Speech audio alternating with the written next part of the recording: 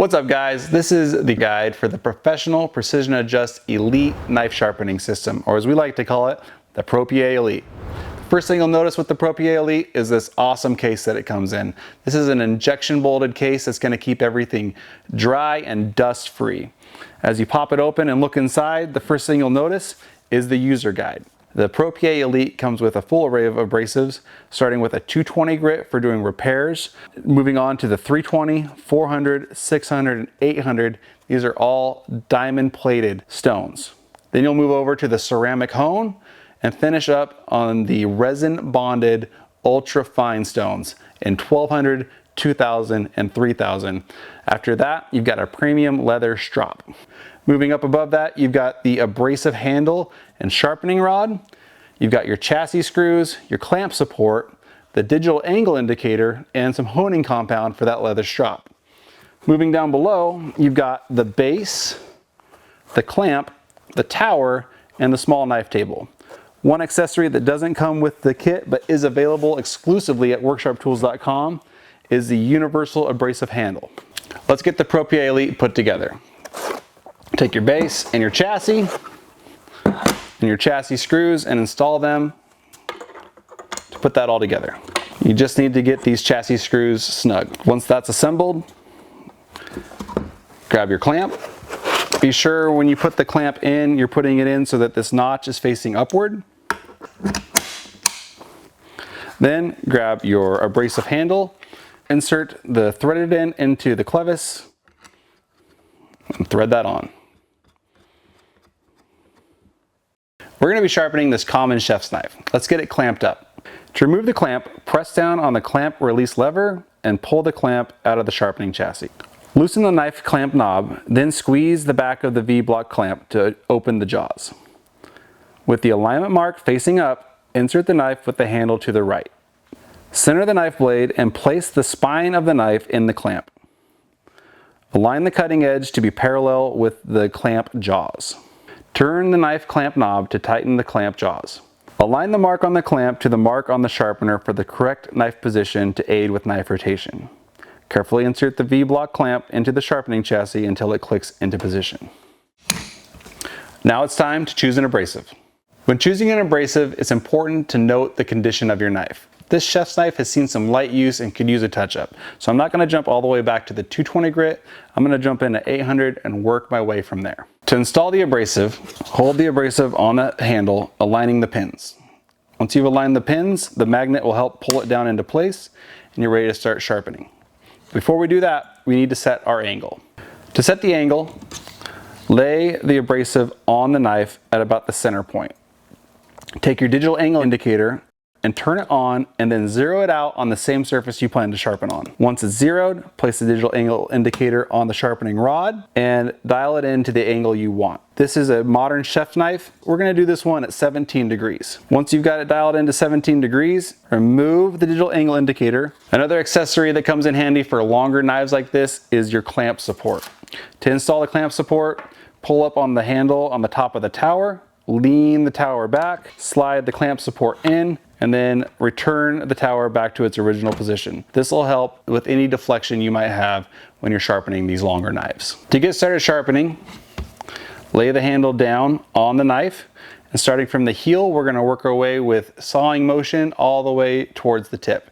Remember to use light pressure and let the abrasive do the work.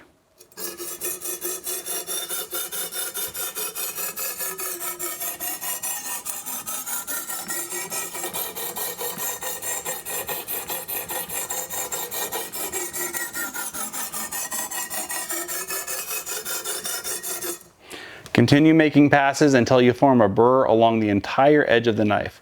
A burr forms as you sharpen. It'll push that material you're moving over to the opposite side of the knife, and you'll be able to feel for that burr by running your finger down and away from the cutting edge on the opposite side of where you're sharpening. It should feel like a small wire your finger gets caught up on.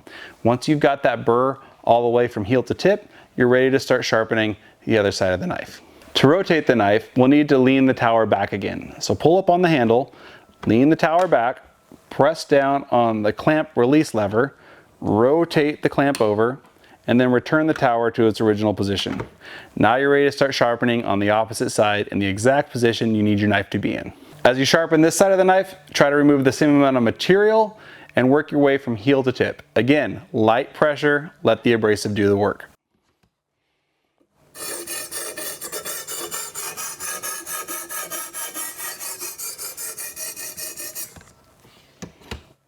Once you form that burr from heel to tip on the opposite side of the knife, we're ready to progress to our next abrasive, which in this case is a ceramic hone. So I'm going to switch to that. And refine this edge even further.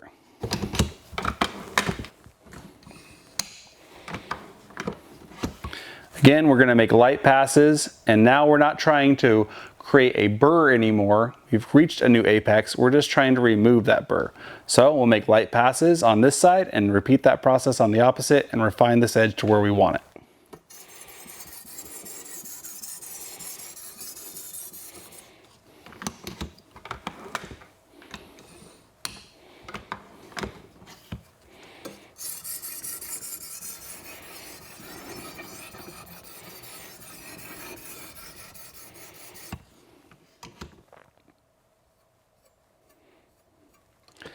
Now that I'm done with the ceramic, this is typically about as far as I would take a chef's knife that's going to be doing work in the kitchen.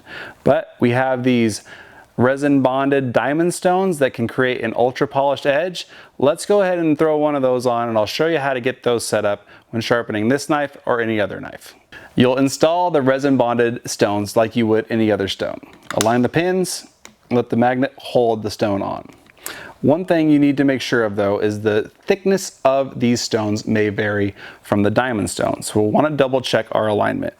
So once again, zero out your digital angle indicator on the surface you're sharpening on, set it on the sharpening rod, and make sure we're still at that 17 degrees. Now that we've double checked that that's correct, we can go ahead and start using this stone. These stones are all about polish. We're not looking to remove a lot of material here. We're just looking to refine that edge. So light pressure, let the abrasive do the work, and watch the magic happen.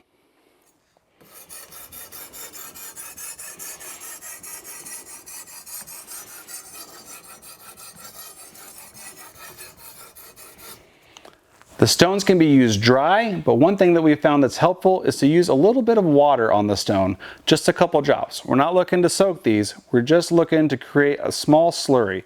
So a small amount of water, rub that water into the stone evenly, just a light amount, and now go ahead and start using it again, and you'll notice a slurry start to form. This helps in that polishing process.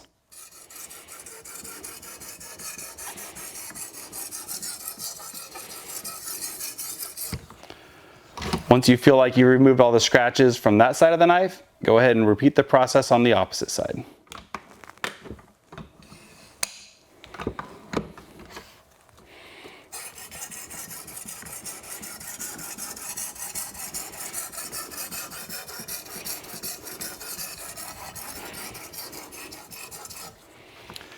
At this point, we're just polishing this knife up to a shiny mirror-like finish. Do that to the level that you want for your knife. You can progress to the 2000, 3000, and even go on to the premium leather strop to refine that edge to your liking. Like I said earlier, I probably wouldn't take a kitchen knife to this level, but those EDCs and pocket knives are really going to shine in your pocket if you go ahead and use these stones. Now that we've shown you how to sharpen a larger chef's knife, let's jump to the other end of the spectrum and show you how to sharpen a small knife using our small knife table.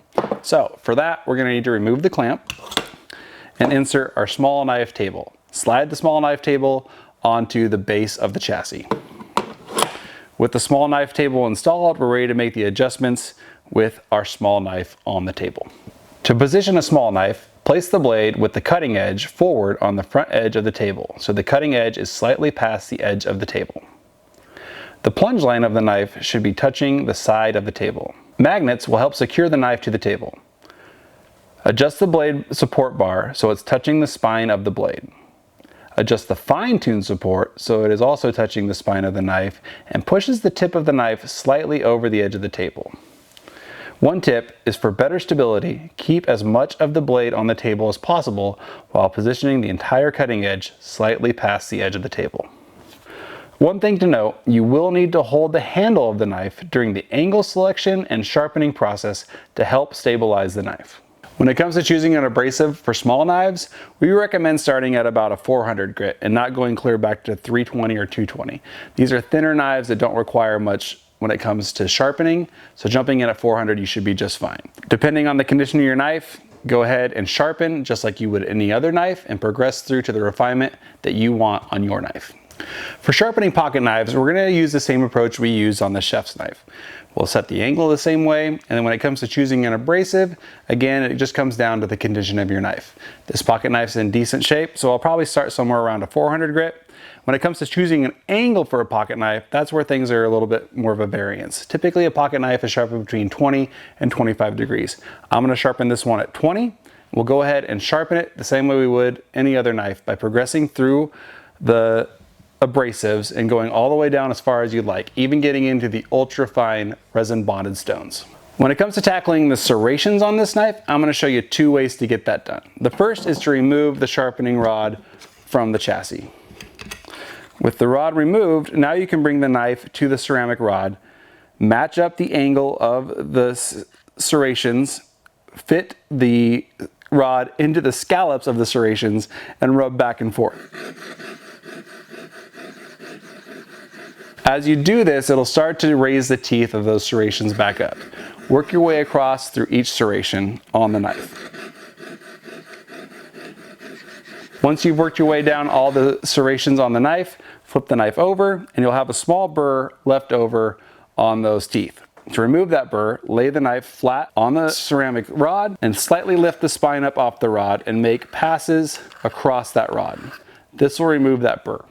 The other option you have, if you don't feel comfortable holding the ceramic rod and handle, is to put it back into the chassis. I typically will lay the handle on the clamp and then raise up the angle until I'm touching both the surface that I'm sharpening on and the clamp itself. This helps secure the rod a little more as you're sharpening. Now bring the knife to the ceramic rod and repeat the same process you did by hand. Match up those scallops, make those passes up and down. Once you've worked your way all the way down, remove that burr the exact same way. Lay the knife flat on the rod, lift the spine up slightly, and remove that burr. That's about going to do it for this video, guys, but I want to leave you with a couple tips and tricks before we get out of here. The first tip is to make sure you keep your knife clean as you're sharpening. What I mean by that is have a brush or a rag nearby, and every time you progress to a new grit, be sure to brush it off, wipe it off, keep it clean. The next tip is as you're finish up sharpening, clean your stones. Really simple to clean these stones, guys. Just rinse them off in some water, take a brush to them, let them air dry. That simple. The last thing I want to leave you with is keep the machine clean as well. So as you're putting it away, take that same brush, get all that grit and contaminant out of there. This system will last you guys a long time, but if you ever do have issues with it, be sure to reach out to our customer service team. You can reach them at worksharptools.com. Thanks for watching, guys.